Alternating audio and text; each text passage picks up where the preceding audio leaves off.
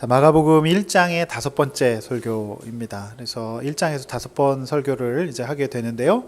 오늘 이제 1장 마치고 다음 주에 2장 들어갈 텐데, 오늘 마가복음 강의 5번째 1장 29절에서 45절까지 치료하시는 예수님이라는 제목으로 말씀 전하려고 합니다. 질병, 사람이 아프게 된 것 말입니다. 너 아프면 사람들이 오래 살지 못하죠. 보건당국의 통계 자료, 전 세계 보건당국의 통계 자료에 하면은요, 전 세계에서 가장 오래 평균 수명이 긴 나라 1위가 좀 낯선데요. 모나코라고 하는 나라, 이제 89.73세로 1위였고요. 2위가 이제 일본 84.41세, 그리고 3위가 대한민국으로 83.01세 이렇게 지금 되어 있습니다. 그러나 이 100년 전까지만 했어도요, 일본이 그 평균 수명이 절반에도 못 미치는 100년 전에 42세였다고 해요. 그러니까 신생아가 태어나면은 이제 17명 중 1명은 3살이 되기 전에 요람에서 곧바로 무덤으로 직행했던 참혹한 시대가 불과 100년 전에 밖에 되지 않았다라고 하는 겁니다. 그래서 당시 사람들은요, 태어나는 것도 중요하지만 죽음을 생각보다 가까이 이제 느끼고 있었어요. 근데 요즘에 우리가 굉장히 장수하다 보니까 죽음이라는 것이 굉장히 먼 일처럼 느껴지는데, 100년 전의 사람들은 그렇지 않았다라고 합니다. 심지어 이제 인류학자, 고고학자들의 선사시대에 사람들이 몇 살까지 살았나 이제 과학적 연구 결과가 하면은, 그 옛날에 선사시대, 고고학 시대에는 15살밖에 못 살았대요. 이제 그럴 수밖에 없었을 것 같아요. 각종 질환과 이런 어떤 그 병에 이제 대처할 방법이 거의 없었다라고 보여집니다. 그래서 그 사람들이 그 이제 의학이 나와서 이제 질병을 정복하게 된 것이 이제 주전 460년경에 이제 그 유명한 의학의 성인이라고 하는 히포크라테스, 이제 그분이 나오시게 되면서, 그 전까지 사람들은 이제 아프면 그 악마의 소행이라고 봤어요. 귀신 들렸다, 악마의 소행이라고 봐가지고 이제 어떤 약을 썼냐면 귀신이 싫어할 만한 약들, 냄새 났고 더러운 것들, 이를테면 이제 막 소똥과 말똥, 썩은 고기 기름, 그 다음에 불에 태운 양털, 곰팡이, 한마디로 이게 쓰레기인데요. 이런 것을 이제 그 악마가 싫어하니까, 귀신이 싫어하니까 이런 것이 약이라고 해갖고 처방을 했다는 거죠. 결과는 어땠을까요? 더 빨리 이제 돌아가시게 되는 이제 그런 일을 겪게 되었습니다. 이 히포크라테스 이후로 악마의 소행이 아니라 인간의 몸은 자연 현상으로 아프게 되는구나라는 것을 의학의 개념이 생기면서 알게 되어졌습니다. 지금으로부터 2000년 전에 예수님 시대에도 그 온갖 정복되지 않았던 질병이 너무 많았기 때문에 이 죽음과 질병의 해결 문제는 굉장히 중요한 문제였고요. 복음서에 각종 아픈 사람들이 예수님께로 나와서 이제 치유에 의존할 수밖에 없었던 절박한 심정이 이제 2000년 전으로 보면 우리가 공감이 되는 그런 대목이다라고 생각이 되어집니다. 오늘 예수님께서 이제 치료해 주시는데, 이 치료의 의미와 목적, 이 치료의 본문 속에서 우리가 어떤 교훈을 받아야 될지를 제가 3가지로 말씀을 나눠서 드리려고 합니다. 본론의 첫 번째로는 치료의 목적이에요. 치료의 목적이 무엇인가? 잘 우리가 생각해야 되는데요. 29절 31절 말씀이 바로 이제 그것입니다. 시몬의 집에 예수님께서 들어가셨습니다. 자, 이단들은 가정을 버리고 오직 그들이 말하는 신을 섬기라고 말합니다. 그러나 거짓이죠. 오늘 예수님은 배와 그물을 놔두시고 예수님을 우선순위에 놓고 쫓은 시몬 베드로의 장모의 가정을 방문하셔서 그의 열병을 고쳐주십니다. 그러니까 우선순위, 지금 당장 시간과 열심을 쏟아야 될 그 우선순위를 바꾸는 것이 중요하지, 가족을 버리라거나 가족을 인연을 끊으라는 등 이런 생각은 전혀 성경적이지 않습니다. 오늘 예수님께서 이제 모든 것을 버리고 예수님을 쫓은 그의 그 결혼 관계에서 있었던 장모의 질병을 고쳐주신 것을 보았을 때, 예수님께서는 제자의 가정을 굉장히 소중하게 여기시는구나 라는 것을 우리가 알 수 있습니다. 누가복음 4장 38절은 시몬 베드로의 장모의 열병이 매우 중했다라고 기록하고 있어요. 그러니까 지금도 사실 이 열이 나면 사람이 굉장히 위험한 거거든요. 그래서 열이 잡히지 않으면은 사람이 사망할 수 있기 때문에 지금은 약이라도 쓸 수 있죠. 항생제라도. 그런데 그 당시에 약이 없었으니까 이 열을 잡지 못해서 장모가 거의 이제 헛소리도 하고 거의 이제 실신 직전에 천국 가기 직전에 이제 앞에 있는 그런 상황이었던 것 같습니다. 이제 시몬 베드로의 장모라고 기록되어 있는 것을 봤을 때 하나님께서 역시 그 제자의 가족들 중요하게 여기신다라는 것을 우리는 알 수가 있습니다. 가정은 절대로 소홀히 할 수 없는 존재죠. 이곳에서 출생이 가능하고 양육과 성장이 가능한 곳이기 때문에 그렇습니다. 나아가 이 가정을 만드신 것, 인간을 만드신 것이 하나님이시기 때문에 매우 중요하다라고 보여집니다. 그러므로 우선순위를 중요하게 생각하셨을 뿐 예수님조차도 자신을 따라 나선 시몬의 가정을 인정하시고 돌보아 주셨다는 것을 알 수 있습니다. 그러나 믿는 사람과 믿지 않는 사람들의 차이점이 뭔가요? 믿지 않는 사람들은 영원하지 않은 가정의 제도만을 믿고 영원하신 하나님을 믿지 않는다는 게 문제죠. 그런데 가장 좋은 그림은 무엇일까요? 자, 예수님을 우선순위에 두고 예수님께서 우리 가정을 돌보아 주시고 치료해 주시는 그림이 아닐까 싶습니다. 서론에서 말씀드린 바와 같이 질병은 자연 현상 가운데 하나예요. 누구든지 아플 수 있습니다. 저도 아플 수 있습니다. 시몬의 이 장모의 열병이 어떤 이유였는지 모르지만 당시 노인의 고열 현상이 굉장히 어려운 질병이라서 응급 상황으로 보여집니다. 면역 체계가 망가지는 데는 다 이유가 있어서 관리를 잘 하지 못한 데서 오는 결과가 아닌가 싶은 생각이 듭니다. 여러분 마태복음 8장 16절에서 17절 말씀을 한번 같이 읽어보려고 합니다. 다 함께 한번 읽겠습니다. 시작. 귀신 들린 자를 많이 데리고 예수께서 말씀으로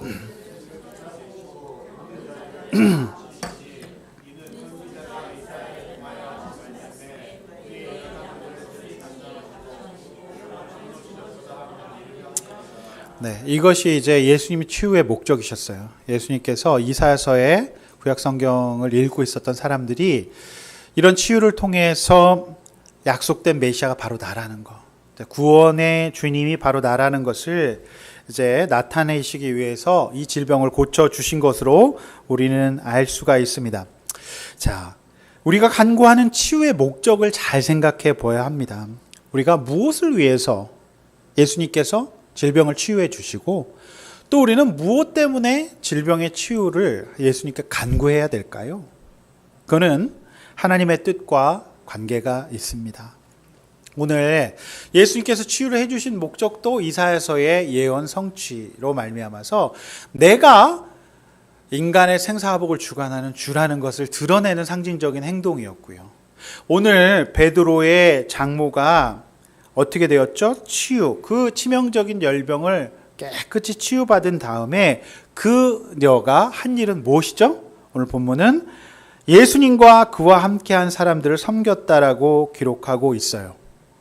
따라서 만약 우리가 치유를 바라고 있는 질병이 있다면 어떻게 해야 될까요? 여러분 세상 사람들은 그저 행복하고 고통 없고 아프지 않는 세상, 그저 잘 먹고 잘 살기 위해서 이 땅을 좀 더 누리고 즐기기 위해서 치유를 기대해요. 그러나 그것은 그리스도인의 치유의 온전한 태도가 아닙니다. 제가 볼 때 이미 그런 삶은요, 치유를 받더라도 또 다른 영적 질병에 걸려 있는 것과 마찬가지예요.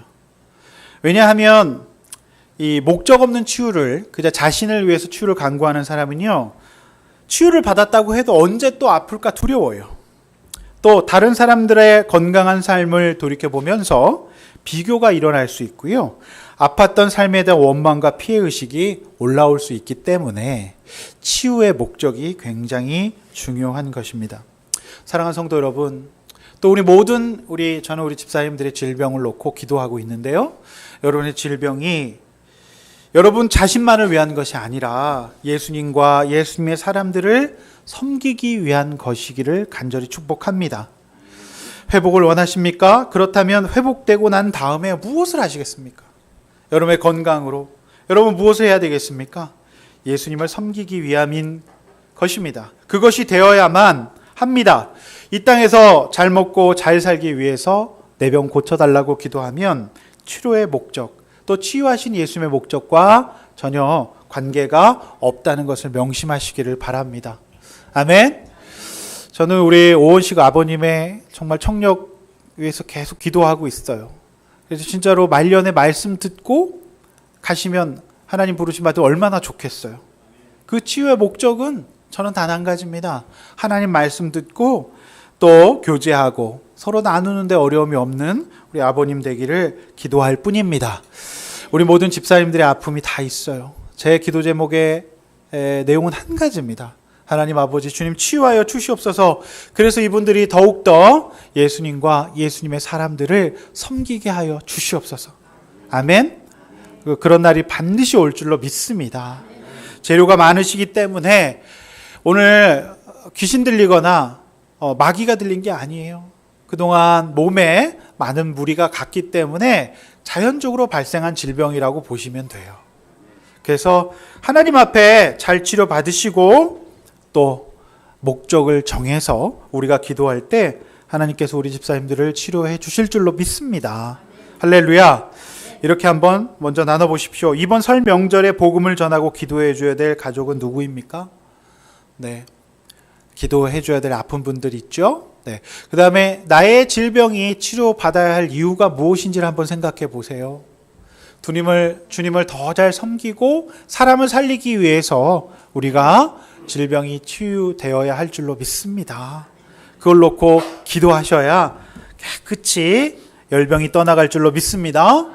자, 우리 두 번째는 치료의 우선순위예요. 치료에는 우선순위가 있어요. 자, 치료의 목적 다음에 두 번째 주제, 치료의 우선순위. 자, 32절, 38절 우리 다 함께 한번 또 성경 말씀 정독하겠습니다. 읽겠습니다. 시작. 저물어 해질 때에 모든 병자와 귀신 들린 자를 예수께 데려오니 온 동네가 그 문 앞에 모였더라. 예수께서 각종 병이 든 많은 사람을 고치시며 많은 귀신을 내어 쫓으시되 귀신이 자기를 알므로 그를 말하는 것을 허락하지 아니하시니라. 새벽 아직도 밝기 전에 예수께서 일어나 나아가 한적한 곳으로 가사 거기서 기도하시더니 시몬과 및 그와 함께 있는 자들이 예수의 뒤를 따라가 만나서 이르되 모든 사람이 주를 찾나이다. 이르시되 우리가 다른 마을로도 가자. 거기서도 전도하리니 내가 이를 위하여 완도라 하시고. 아멘. 자, 중요한 내용인데요. 자, 32절에 34절까지 예수님의 상황을 보면 예수님의 스케줄이 거의 살인적이라는 걸 볼 수가 있어요. 그러니까 회당에서 계속 가르치고 귀신 내쫓으셨죠. 그리고 또 예수님께서 이제 시몬 베드로 안드레의 집에서 머무시면서 장모의 열병을 고쳐 주셨어요. 예수님께서 너무 많은 일들을 하루에 처리하셨다는 것에 대한 묘사가 32절에 저물어 해질 때라고 하는 거예요. 그러니까 저물어 해질 때까지 수많은 사람들을 고치시고 귀신 들린 자를 내어 쫓으셨어요. 보통 일이 아니죠. 쉬운 일이 아닙니다. 이 귀신을 내어 쫓을 때 귀신이 가만히 있지 않고 막 소리를 지르고 정신을 온통 이제 빼놓지 않았겠습니까? 또 예수님께서 기도하실 때 얼마나 전심으로 기도하셨겠어요. 보통 일이 아닙니다. 그러니까 이것은 진짜 그 환자를 진료하신 의사 선생님들이 저녁 되면 거의 녹초가 된다 그래요. 너무너무 힘드셔가지고. 예. 그 한의사분들이 이야기를 들어도 마찬가지예요. 하루 종일 환자에게 침을 놓고 진료를 하다 보면 저녁에는 너무 기가 빠져가지고 힘이 들어서 아무것도 하기 싫다라고 얘기를 하더라고요. 자, 저도 설교하는 일, 신방 가는 일도 마찬가지예요. 이 일은 가르치는 일이 아니라 선포하는 일이고 온 마음과 생각과 정성을 다 쏟아 나와야 하는 일이에요. 당연히 사람의 에너지를 빼앗아 가는 일이죠. 그러니까 제가 사람 만나는 거 굉장히 좋아하는데요. 하루 신방을 제가 5개까지 해본 적이 있어요. 나중에는 거의 무슨 얘기를 내가 하고 있는지도 모르겠더라고요. 굉장히 지치고 힘들었었어요. 마찬가지라고 생각이 됩니다. 자, 바로 이렇게 엄청난 스케줄을 감당하신 예수님께서 다음날 굉장히 독특한 행동을 하세요. 우리가 읽은 1장 35절입니다. 1장 35절은 큐티하는 사람의 이 정말 그 교과서적인 구절이에요. 이게 굉장히 중요하니까 여기다 밑줄 그어 놓으시고 표시를 좀 해 놓으시길 바랍니다.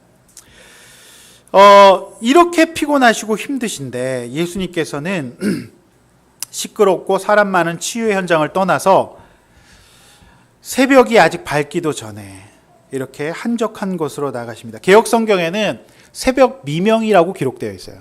그러니까 지금 우리 개역 개정에는 이제 새벽 아직도 밝기 전에라고 되어 있죠. 이제 미명이라는 말이 좀 우리에게는 더 마음에 잘 와닿는데요. 왜 그러셨을까? 왜 그러셨을까요? 자, 예수님은요, 치료에 있어서 우선순위가 자신이었다라고 생각했던 것 같아요. 예. 내가 그냥 한없이 치료만 하다 보면 치료의 목적과 방향을 상실할 수도 있고, 뭔가 이제 엉뚱한 방향으로 갈 수도 있기 때문에 예수님은 늘 이렇게 브레이크 타임을 가지셨어요. 그래서 내가 지금 하고 있는 것이 맞는지, 하나님의 인도에 합당한 것인지 이렇게 자신을 돌아보고 점검한 시간을 가지셨어요. 물론 하나님과 동등됨을 입은 분이셨지만은, 하나님의 아들이었지만 보냄받은 분이었고요. 동시에 인간으로서 이 땅에 오셔서 인간의 연약함과 한계를 다 가지고 계셨기 때문에 예수님도 체력이라는 게 있었고 예수님도 탈진이라는 게 있으셨던 인간이었다라고 하는 겁니다. 큐티는 바쁘고 시끄러운 하루의 삶 가운데 세상의 소리와 만남을 뒤로한 채 오직 하나님이 말씀하시도록 그분께 시간을 내어드리는 것을 말해요. 조용한 시간이 왜 필요할까요? 자, 다른 소리와 동시에 들어서는 들을 수가 없기 때문에 그래요. 자, 수험생이 독서실에 가고 고시생들이 고시원에 가는 것과 같은 이치입니다. 요즘 스카이 캐슬의 예서가 이제 나오는데 우리 교회도 예서가 있어가지고 굉장히 요즘에 고통을 당하고 있다 그래요. 근데 이제 뭐 그 드라마를 제가 안 봐서 모르겠는데 그 집안에 놓는 독서실 통이 있나 봐요. 거기 들어가서 공부를 한다 그러더라고요. 왜 그럴까요? 정말 조용하게 교과서를 보기 위해서, 공부하기 위해서 가는 것 아니겠습니까? 자, 예수님은 시끄러운 사람들의 소리 아우성을 피해서 오직 하나님의 뜻을 분별하고 듣기 위해서 피곤함을 뒤로한 채 조용한 곳, 여기서 이제 quiet place라고 얘기하는데요. 그곳을 찾으신 것입니다. 자신을 충전하시는 거죠. 자신을 돌이켜 보시는 거예요. 자, 이것 없는 모든 삶은 정말 너무나도 이거는 엉뚱한 곳으로 갈 수가 있습니다. 그런데 오늘 예수님의 큐티를 방해하는 자들이 나와요. 누구죠? 네, 제자들이에요. 제가 볼 때는 우리 성도님들이 저의 큐티를 방해하실 수 있다 싶은 생각도 들어요. 네. 또 사실 어떤 목사님은 오전 시간에 약속을 안 잡는데요. 왜? 그 시간에는 하나님과 교제하는 큐티 시간이라고. 유명한 예화인데 이제 대통령이 그 미국 얘기인데요. 화이트하우스에 설교하러 오라 그랬는데도 안 가셨다 그래. 왜? 대통령보다 중요한 하나님과의 만남을 갖고 있기 때문에. 사실 이 제자들은요, 지금 보면 굉장히 짜증이 많이 나 있어요. 그러니까 37절의 표현을 보면요, 제자들은 이제 당당함을 넘어서 오히려 예수님을 가르치고 있는 약간 그 매니저, 연예인을 관리하는 매니저 같은 지금 역할을 하고 있는 것을 볼 수 있어요. 예수님이 정말 치료 환자들이 저렇게 구름처럼 몰려오고 지지자들이 모여 있는데 예수님이 자꾸 사라지시는 거예요. 예수님이 자꾸 방콕하시는 거예요. 그래서 거기서 뭐 하셔? 제자들 볼 때는 답답하게 기도하시고 성경 보고 계시는 거예요. 그래서 제자들이 이런 거죠. 예수님 도대체 이 중요한 시점에 뭐 하시는 거예요? 예? 아니 물 들어왔을 때 노저우라고 그랬는데 예수님 지금 정말 배를 띄워야 될 때입니다. 또 이 사람들이 지금 어부 아닙니까? 지금 이제 고기가 많은 거예요. 그러니까 지금 빨리 해야 되는데 예수님 지금 뭐 하시는 거예요? 지금 이쪽 밖구석에서 한적한 곳에서 아무도 없는 곳에서 뭐 하시는 거예요? 거의 제가 볼 때는 짜증을 내고 있는 모습 볼 수 있습니다. 지금 이렇게 예수님 인기가 높아졌을 때 얼른 더 많은 사람 고치셔가지고 유명해지시고 나아가 저 못된 로마 사람들 물리치고 우리 이스라엘 백성의 자존심을 회복시켜야 되지 않겠습니까? 라고 하면서 예수님의 그 큐티를 방해하는 사람들이 제자들이에요. 여러분, 큐티하신 예수님의 능력은 38절에서 나타나요. 예수님이 큐티하시고서 뭘 분별하시냐? 이런 말씀하십니다. 아니다. 다른 가까운 마을로 가야 한다. 내가 이 땅에 온 목적은 유명해지는 것도 아니고 성공하는 것도 아니다. 인류의 구원을 위해서 나를 속죄의 제물로 드려야 했다. 인기를 얻고 성공하는 것이 중요한 것이 아니다. 그러므로 나는 사람 많은 이곳 피해서 다른 마을로 가겠노라라고 말씀하세요. 이게 바로 뭐예요? 큐티한 사람이 인도받고 적용하는 모습이에요. 그렇지 않습니까? 여러분, 예수님이 문둥병자를 고치셨어요. 만약에 예수님이 그 자리에서 계속 병을 고치고 있다면 우리의 구주 예수 그리스도가 아니라 전 세계 가장 유명한 피부과 원장님이 되지 않았겠습니까? 예수님이 정말 중풍병자 10병 걸린 사람을 그냥 고치고 그 자리에서 계속 그만 고치고 있다면 예수님이 그냥 유명한 병원의 원장님 되지 않겠습니까? 여러분, 그게 아니에요. 예수님께서 이 땅에 오신 이유는 상징적으로 내가 그리스도라는 것을 이사야서 예언된 것을 보여주는 것이지 인류의 영적인 질병을 고치기 위해서, 우리의 죄를 고치기 위해서 이 땅에 오신 것입니다. 그러므로 예수님은 분별하셨던 거예요. 그런데 여러분, 사람이요, 바깥에서 막 이렇게 급한 소리가 들려오고 막 이렇게 하잖아요. 정신 차리기 거의 어렵습니다. 옛날에 저희 집이 식당을 했었는데요. 손님이 많아지면 거의 예수님 당시의 상황하고 비슷해져요. 그러니까 막 온 가족이 이리 뛰고 저리 뛰고 정신이 하나도 없는 그 상황이 이제 장사하시는 분들은 아실 거예요. 그 상황이 되거든요. 거기서 정신 차리기란 굉장히 어렵습니다. 여러분, 이 급박한 상황, 이 정말 그 바깥에서 급하게 막 이렇게 불러대는 상황 가운데 예수님이 조용한 시간을 가지시고 자신이 이 땅에 오신 목적을 하나님과의 교제 가운데서 발견하지 못하는 것은 굉장한 위기가 아닐 수 없습니다. 사랑하는 성도 여러분, 여러분 어떠십니까? 여러분, 세상은요, 여러분의 우리의 환경과 주변 사람들을 절대로 우리를 그냥 내버려 두지 않아요. 여러분, 외부적인 요청에 내 인생을 그냥 맡겨버리면 반드시 허탄한 일을 당하게 됩니다.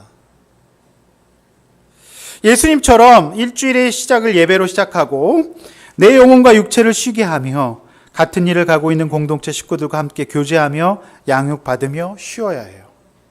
그리고 조용히 들어야 해요. 여러분, 이것이 없으면 큰일 납니다. 아무리 바쁘더라도 매일매일 말씀의 인도를 받고 하루 가운데, 일주일 가운데 하나님과 교제하며 쉬는 삶을 반드시 살아야 합니다. 그런데 예배와 큐티를 두고 내가 얼마나 바쁜데 그럴 시간이 있어라고 내 자신도 얘기하고 세상 사람들도 얘기할 수 있어요. 그러나 방향을 설정하지 않고 무조건 열심히 뜨는 육산성수가 얼마나 어리석습니까? 의미가 없어요. 여러분, 어쩌면 요즘 현대인의 삶, 또 우리의 삶은 풍요 속의 빈곤이 아닌가요? 그렇게 바쁘게 살았는데 정작 내 중심은 허한 상황이 되어 있지 않습니까? 여러분, 컬럼비아 대학 연구팀에서 재미있는 연구를 했어요. 이제 잼 연구인데요. 한번 들어보십시오. 참 진짜 별 연구를 다 해요. 연구비가 참 많은가 봐요. 어떤 연구를 했냐면 24개의 잼을 파는 가게를 차려놓고 또 한 군데에다가는 6개의 잼만 파는 조금 초라해 보이는 잼 가게를 열어놓고 그걸 지켜봤어요. 우리가 생각할 때는 24개의 버라이어티한 잼 가게가 장사가 잘 될 것 같지 않습니까? 그리고 거기 관심도 많아 보이죠? 6개 있는 잼 가게는 굉장히 단출해 보이고 썰렁해 보이니까는 거기 안 팔릴 것 같죠? 네, 결과는 놀라웠어요. 24개의 잼이 있는 가게의 매출은요, 3%밖에 일어나지 않았어요. 그런데 6개의 잼이 밖에 진열되어 있지 않은 단출해 보이는, 집중되어 있는 그 잼 가게는 30%의 매출이 일어났다는 거예요. 그러면서 연구팀은 이렇게 이야기합니다. 사람이 동시에 처리할 수 있는 정보량에는 한계가 있기 때문에 선택 항목이 허용량을 초과하면 선택 장애를 일으키고 결국 구매 욕구도 떨어뜨린대요. 그래서 게다가 종류가 작은 부스의 상품을 구매한 손님의 만족도가 훨씬 더 높았다라는 이제 결과가 있습니다. 즉, 선택지가 좁아지면 선택의 과정에 심리적 부담도 줄어들기 때문에 수월하게 선택하게 된다라고 하는 거예요. 여러분, 제가 이게 진짜 맞는 게 뭐냐면 가끔 황당하게 큰 마트는 가기가 싫을 때가 있어요. 좀 내 손에 장악과 통제가 가능한 마트가 좋을 때가 있지 않습니까? 그거예요. 세상 사람들은요, 예수님을 24개의 인생으로 만들고자 하는 거예요. 부르니까 빨리 가자 이거 아닙니까? 여러분, 그렇게 24개의 인생 살면 3% 인생밖에 되지 않아요. 그런데 6개짜리 6개 한번 세볼까요? 주일 예배, 수요 예배, 목장 예배, 1대1 예목, 그 다음에 뭐 하나 또 뭐 있죠? 세례까지 하면 6개. 할렐루야. 야, 이거 진짜 드립인데 딱딱 맞네요. 예. 여러분, 이런 인생 사시면 굉장히 인생을 허비하지 않고 매력적이고도 집중적이고도 효과적인 인생을 살 수 있는데, 예수님은 지금 그 일을 하기 위해서 하나님과 교제하면서 지금 분주함을 피하고 계시지 않습니까? 근데 우리 인생에 부르는 대로 나가면 24개 가운데 3% 인생밖에 안 된다고 하는 거예요. 저는 이 사회과학 연구 결과들을 볼 때마다 굉장히 놀라워요. 성경과 일맥상통함을 너무너무 많이 발견하게 된다라고 하는 거예요. 제가 이공계가 아니라서 과학실험 데이터는 제가 읽을 수가 없어갖고 제가 인용을 못 하는데요. 주로 이제 사회과학 연구 결과들을 보면, 아, 정말 내가 믿고 있는 게 맞구나 라는 생각을 하게 됩니다. 자, 저는 우리 아이들이 정말 귀신 들려있다고 봐요. 우리 아이들을 보면은요, 곧 숨이 넘어갈 것 같은 요구들을 간절히 애통하게 해와요, 부모들에게. 부모를 정신 못 차리게 이거 사달라 저거 사달라 막 정말 울어가면서 간절히 애통하면서 이 부모의 정신을 쏙 빼놓죠. 그런데 자녀를 망치는 가장 확실한 방법은 그 자녀의 청을 다 들어주는 겁니다. 대부분 쓸데없는 거예요. 중요하지 않은 것들입니다. 여러분,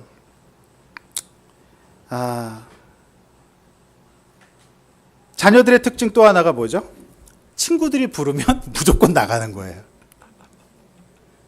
부르면 나가요. 부르면 신실하게 나갑니다. 이제 제자들이 부르면, 친구들이 부르면 가야죠. 네. 그래서 너무 일찍 아이들이 막 뭔가 이렇게 영광과 성공의 길을 가는 거 보면 전 굉장히 무섭고 걱정될 때가 많아요. 네. 여러분, 부모들은 알아요. 그 부름이 자녀들에게 도움이 안 될 뿐만 아니라 부르는 아이들이 내 자녀를 위해서가 아니라 부르는 자신들을 위해서라는 거 다 알고 있어요. 그럼에도 불구하고 자녀들은 그냥 무조건 이유 없이 나갑니다. 분별이 되지 않고 지금 우선순위가 안 잡혀 있기 때문에 그렇죠.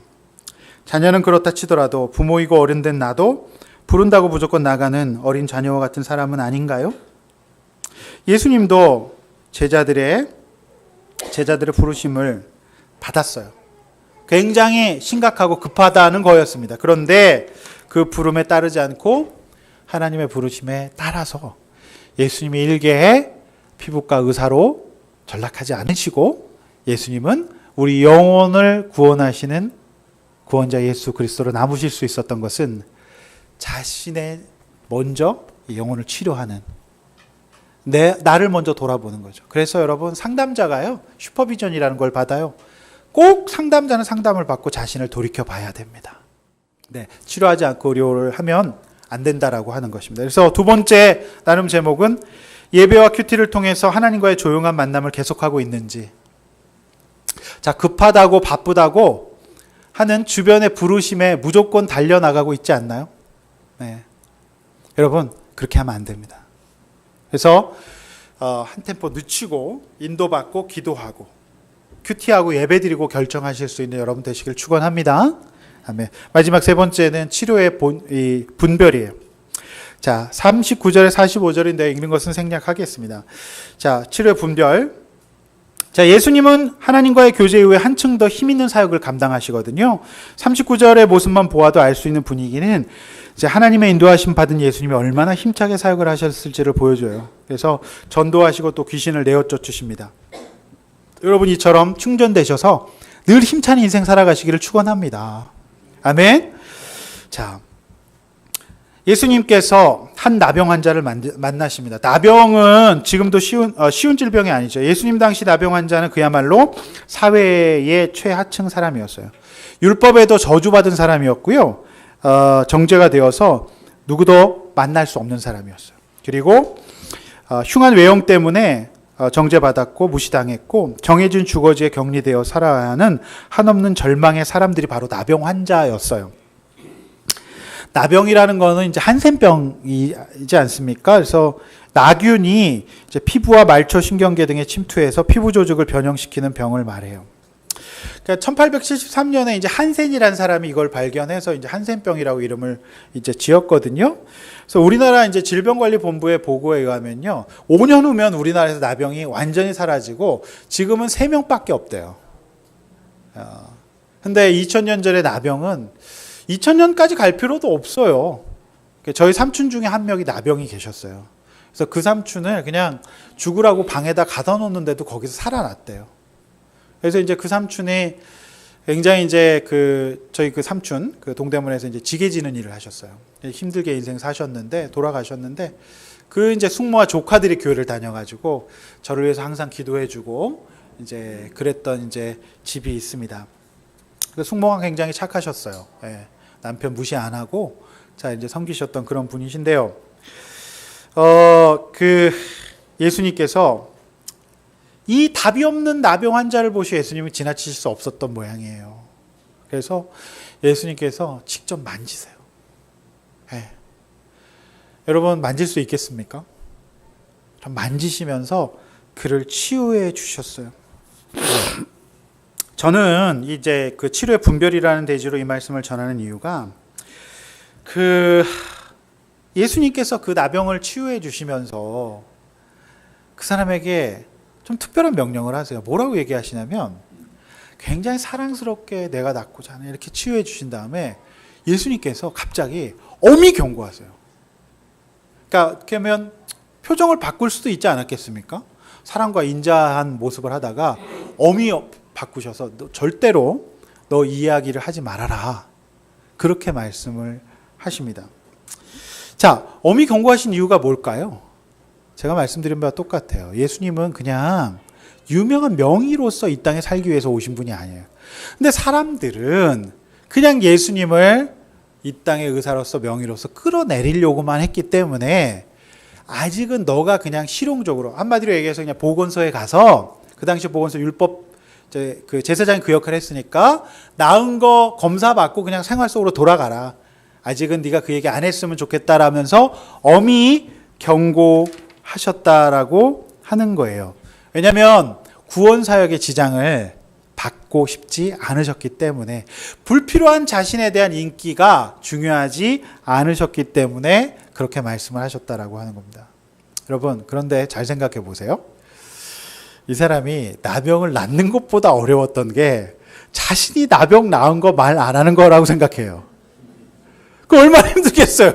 저 평생 나병을 앓았는데 나병이 나왔어. 이거 얘기 안 하는 게 더 어려웠을 것 같아. 근데 여러분 마태복음 여러분 묵상하고 계속해서 그러는데요. 예수님께 나음받은 환자들이 다 얘기를 해요. 오히려 온 동네에 떠들고 다녀요. 근데 예수님께서 이제 그 치료를 안 하실 수도 없고 예수님의 사실 딜레마인데 그래서 오늘 이 본문에 보면 결국에 이 나병 환자의 그 SNS 활동으로 말미암아서 비포 애프터를 비교해가지고 나병이 나은 거를 막 페이스북에 올리는 거예요. 지금으로 치면. 그러니까 예수님이 더 이상 그 동네에 들어가실 수가 없을 지경이 되었어요.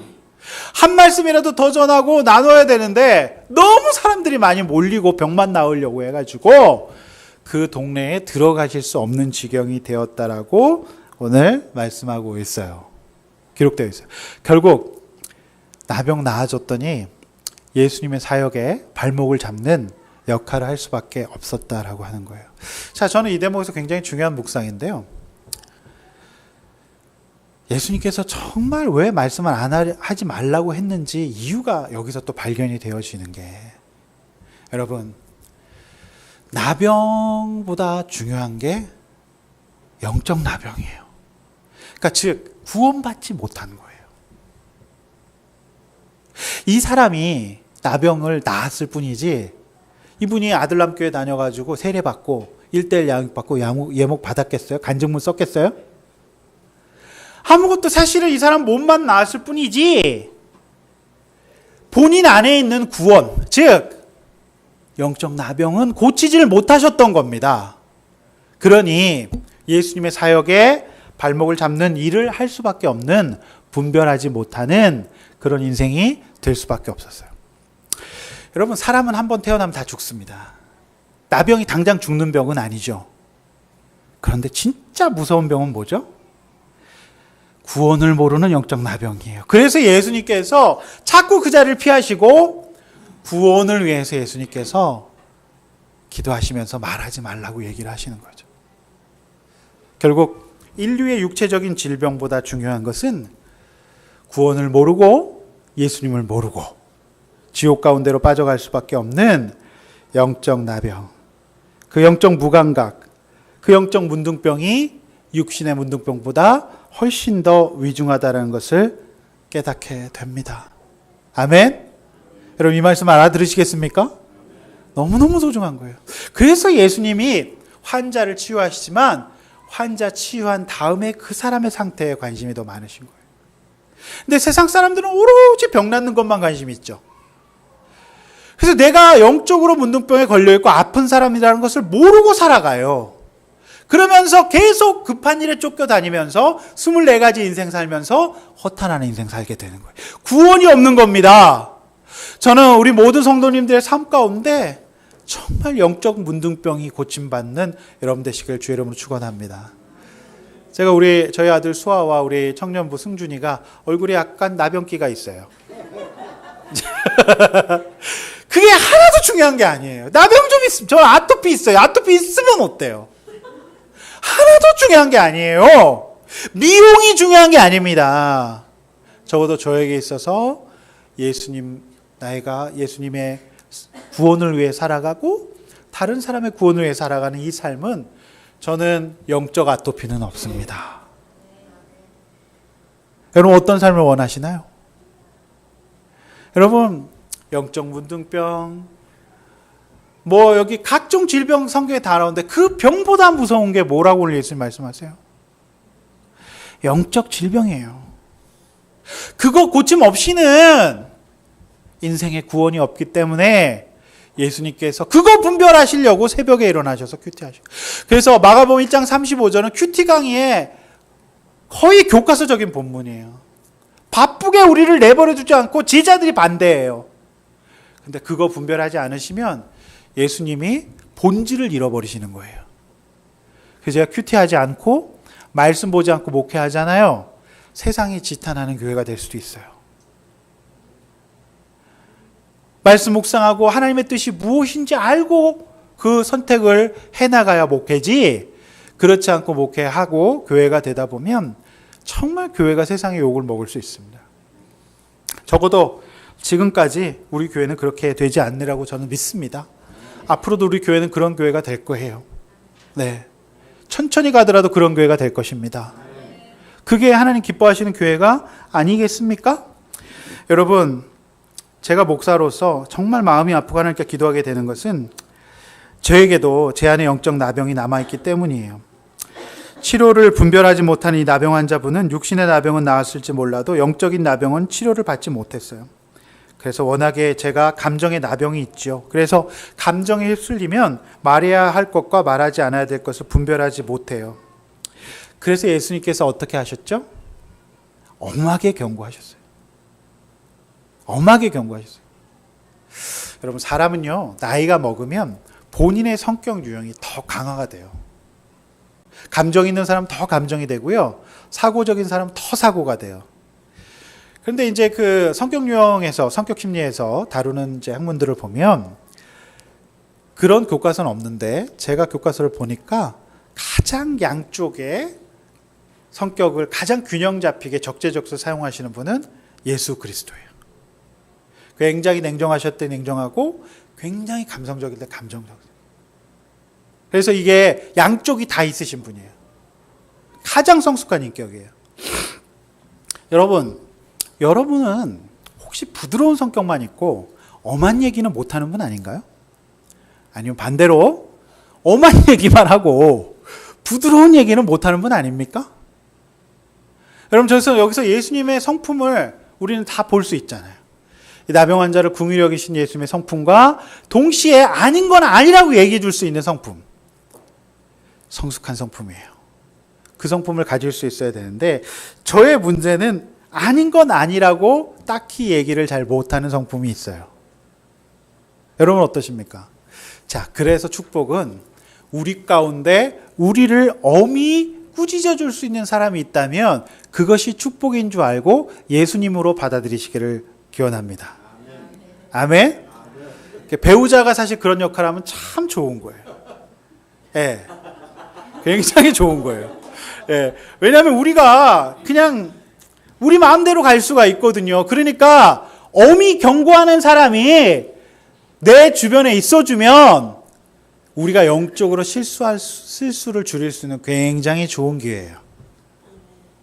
여러분 그렇지 않습니까? 그래서 결혼은 꼭 반대와 결혼하시기를 바랍니다.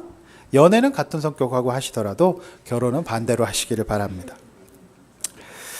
여러분, 여자 목장 보고서 이런 나눔이 올라왔어. 제가 인용해 드립니다. 처음엔 목자님, 집사님들의 말씀이 서운했는데 제가 요즘 살아 나가니까 나를 살리기 위한 것이라는 것을 깨닫게 되면서 감사하게 되었다. 상황과 환경은 변한 게 없지만 내가 말씀으로 중심을 잡아가니까 괜찮은 것 같다. 자, 이 집사님에게 경고해 줄 수 있는 공동체와 지체들이 있다는 거. 예수님과 함께 있는 것과 똑같은 거예요. 그렇지 않습니까? 여러분, 근데 무턱대고 엄한 분들도 계세요. 먼저 예수님께서 이 나병 환자를 치료하셨잖아요. 치료하셨죠? 손을 대서 치료해 주신 다음에 그 다음에 엄하게 경고하셨어요. 근데 이제 제가 이렇게 목자님들이 이렇게 보면 그런 것도 있어요. 충분히 섬겨주셔서 이제 엄하게 하실 때도 됐는데 그 성품이 없으셔서 못 하시는 분들도 계시더라고요. 네. 그래서 무턱대고 아무 때나 엄하게 경고하는 것 순서가 아니라 제가 볼 때는 우리 여자 목장의 목자님과 식구들이 우리 집사님에게 충분히 사랑을 보여주시고 또 이제 정말 손대서 집사님을 위해서 기도했기 때문에 이렇게 엄한 또 경고가 집사님이 처방으로 받아들이시고 인정하셨으리라고 믿습니다. 여러분, 이게 예수님의 사역의 본질이에요. 그렇지 않습니까? 자, 여러분은 어떻습니까? 여러분 한쪽 성품만 계속 강화하며 살고 있지 않나요? 네, 그거 아니에요. 그래서 반대를 잘 개발하십시오. 그게 인간 성숙의 본질이라고 융이라고 하는 심리학자는 그렇게 얘기를 했어요. 네. 사랑하는 성도 여러분, 예수님의 분별, 또 분별하지 못하는 나병 환자. 여러분 지금 이 상황을 정말 바쁜 중에도 큐티하시면서 하나님과 교제하시면서 그 정신없는 귀신 들린 환자들, 정말 처참한 환자들 너무너무 많이 몰려들었다 그러잖아요. 자, 이 상황을 완벽하게 통제해 가시는 예수 그리스도의 내공을 보시면서 여러분 무엇을 느끼십니까? 그러므로 아무리 환경이 시끄럽고 정말 주변에 다 귀신 들린 사람들 소리를 지르고 부르면 나가고 막 이런 사람들 가운데 몰려 살더라도 내가 하나님 앞에 정신 바짝 차리고 하나님과 교제하며 내 중심에 먼저 내가 치료받아야 될 사람으로서 중심을 잡고 있다면 최악의 환경도 철저하게 장악하면서 흔들림 없는 멋진 삶을 살게 될 줄로 믿습니다. 할렐루야. 여러분, 제가 어제 24시간 굶으면서 오늘 이렇게 설교를 준비했는데 굶으니까 집중력이 굉장히 많이 생기더라고요. 설교할 때마다 굶어야 될 것 같아. 네. 아, 예수님도 정말 새벽 미명에 이렇게 큐티하시고 배고프셨겠다? 그 생각도 들고요. 점점 더 예수님이 마가복음 1장 35절의 그 방법으로 인생의 혼란을 완벽하게 통제해 나가시는 것을 볼 수 있어요. 그러면 휘둘리지 않아요. 근데 우리가 이거 놓치고 예배 안 드리고 큐티 안 하고 영적인 문둥병 고치지 않죠? 어떤 질병 치유받아도 정말 아픈 사람으로 살아갈 수밖에 없는 겁니다. 여러분 이 말씀의 뜻을 아시겠습니까? 아시면 아멘 하십시오. 여러분 예수님이 우리에게 보여주신 이 사건, 이것을 통하여서 우리가 따뜻하고 동시에 또 엄하게 경고할 수 있는 그런 우리 목자님들 또 부모님들 또 되실 수 있기를 원합니다. 할렐루야. 이렇게 마지막 나눕니다. 예수께서 고쳐주셔야 될 나의 문둥병은 뭔가요? 여러분 피부는 멀쩡해도 여러분 속에 문둥병이 있어가지고 구원 구별 못하고 말할 때와 말하지 못할 때 그렇게 하고 있지 않나요? 저는 여러분의 영적 문둥병이 저를 포함해서 다 나아지시기를 바라고, 만약에 그런 사람이 있다고 한다면 우리가 그 사람을 정말 사랑하고 안수하며 기도해 주면서 엄히 경고할 때도 있어야 돼요. 네. 그렇게 하지 않으면 사람 못 살립니다. 이렇게 우리가 해나가실 수 있기를 원합니다. 자, 구원을 위해서 말해야 할 때와 말하지 말아야 할 때를 구별하고 있습니까? 네. 사실 이 부분을 우리 배우자들이 잘 얘기해 주셔야 돼요. 네. 그래서 엄한 경고를 또 잘 듣고 있는지, 네. 제가 이 말씀을 보면서 굉장히 기뻤어요. 그래서 제가 진짜로 우리 옆에 있는 가족들의 이야기를 잘 들어야 되겠다. 만약에 이런 말씀이 없으면 괜히 자존심 상하고 막 그렇게 되어지거든요. 역시 말씀이 없으면 결혼 생활 할 수 없어요. 네. 그렇게 하나님 앞에 깨어 있으시기를 축원합니다. 말씀 뵙습니다. 치료의 목적은 예수님을 섬기기 위함이라고 말씀드렸어요. 자, 따라해서 봅시다. 치료의 목적. 자, 그저 자신의 가족과 행복, 먹고 살기 위한 것은 치료의 목적이 될 수 없어요. 지금 질병이 있고 우리 치료가 필요한 분들은 하나님 정말 내가 이제 사람 한번 살리고 하나님 영광 돌리는 사람 되기를 원합니다라는 기도를, 제목을 갖고 기도하시길 바랍니다.